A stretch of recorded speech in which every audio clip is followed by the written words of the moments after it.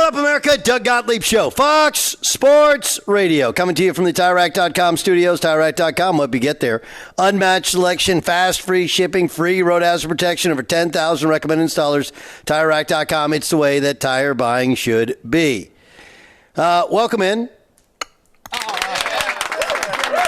I'm not sure if you heard this, but Robert Saleh has been fired by the New York Jets.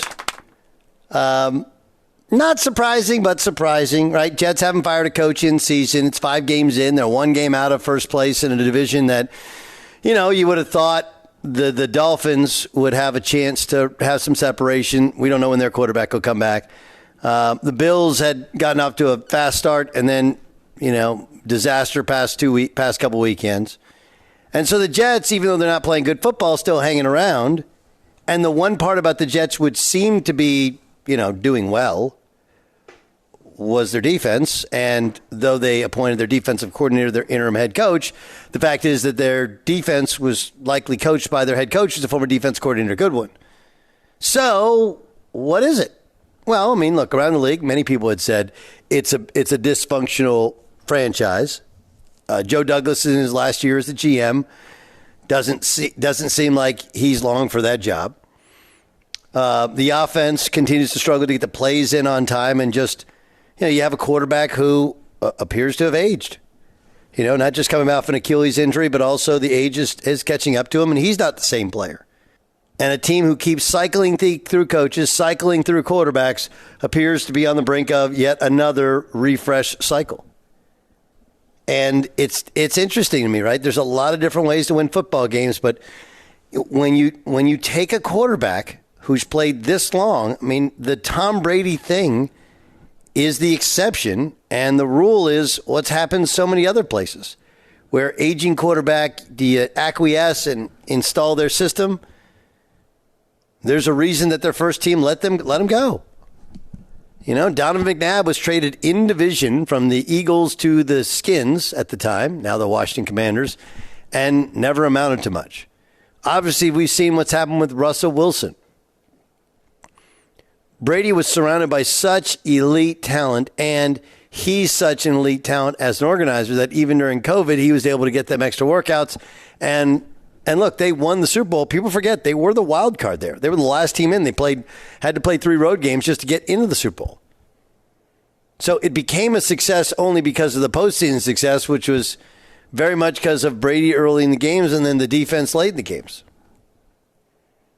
It's just an interesting dynamic that here's a guy in Aaron Rodgers who has widely been considered the best thrower of a football of all time. Maybe not the best quarterback of all time, but the best thrower of a football of all time.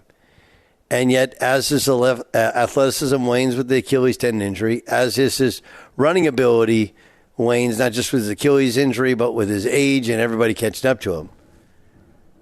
If you watched this weekend, when they're playing in London against another former Jets quarterback, you're like, man. And Sam Darnold didn't even play well. And he was still better than Aaron Rodgers, who couldn't complete a throw.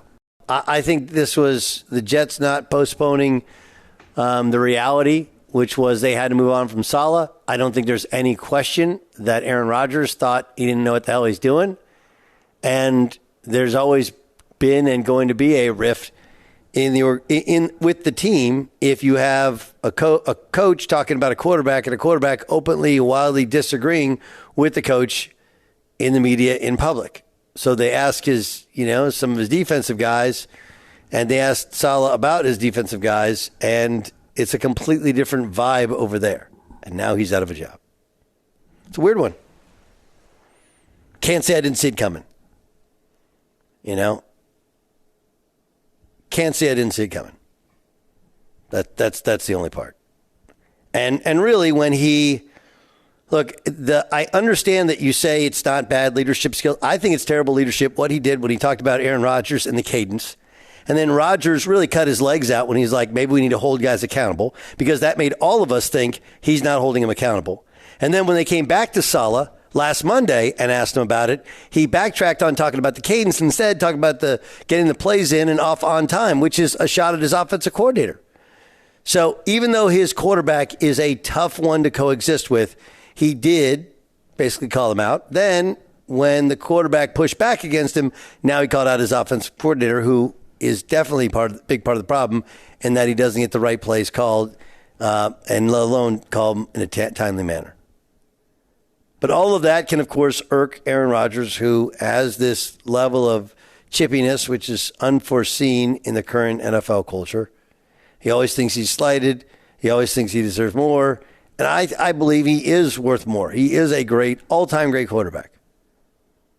But, like, what do you want now, dude? You're making $50 million a year. I think you're pretty good. You're pretty good. The Rodgers thing has been an abject disaster. But it's not the first time. It won't be the last. And trying to reprogram a VCR, or trying to get the VCR that's been programmed by somebody else's house, to bring it to your house, and trying to, like, okay, do I get off the Netflix account? Do I keep the Netflix account?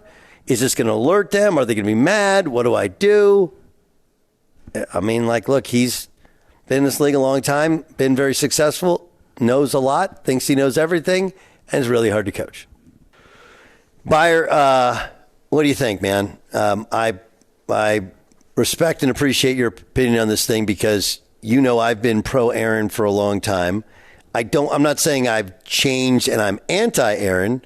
I think he's an immense talent, but I definitely think that this thing has gone sideways, and he played a factor in it.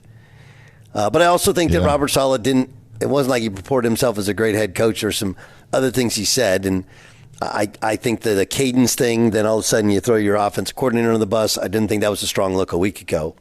What do you think of the firing of Robert Saleh today? I am surprised. This has not been something that the Jets have done before. This Rodgers thing has just not turned out for the New York Jets. And you talked with Andrew Brandt there just a little bit ago. Doesn't necessarily seem the same quarterback. Remember, though, that they were within a drive of possibly taking out the Vikings, but Aaron Rodgers threw his third interception of the game in Vikings territory in London this past weekend. So they were that close to knocking off a 4-0 team, one of two unbeatens in the NFL, and it's the head coach that needs to go. And that's surprising. But the thing that I've thought about over the last couple of weeks, and maybe this comes off of the book that we have discussed on this show, but I don't know how in the world Robert Saleh or anybody else there exists when Aaron Rodgers wants to be the smartest man in the room with everything. And we may roll our eyes, maybe you believe in what he says when he's not talking about football. That doesn't necessarily matter. What's his whole thing? Do your research. Read it. Look it up. I can't imagine what it's like dealing with that attitude, Doug, when he has 20 years experience in doing that job. Like, it's one thing if you're talking about something that's political and you could go back and forth on it, but there would be no moving Aaron Rodgers off of his spot for something that we know that he knows. And I can't imagine that working relationship with the Jets. I mean, it's amazing that Nathaniel Hackett is still around, but I think we all know why he's still around, because of Aaron Rodgers. If there was anything that maybe needed to change with the run game or whatever the case is, it's probably that side of the ball. But it's just tough. This has not worked out and will not work out with the Jets. You know, it's interesting. I stick with me for a second and see if this makes sense to you guys, okay? So, obviously, Brady, I think people forget that Brady for a decade there was the most hated guy in the NFL because he was quarterback of the Pats, right? And remember, this is the Deflategate. He was seen as a liar and a cheater. And, of course, that was like a decade after, or even more after Spygate.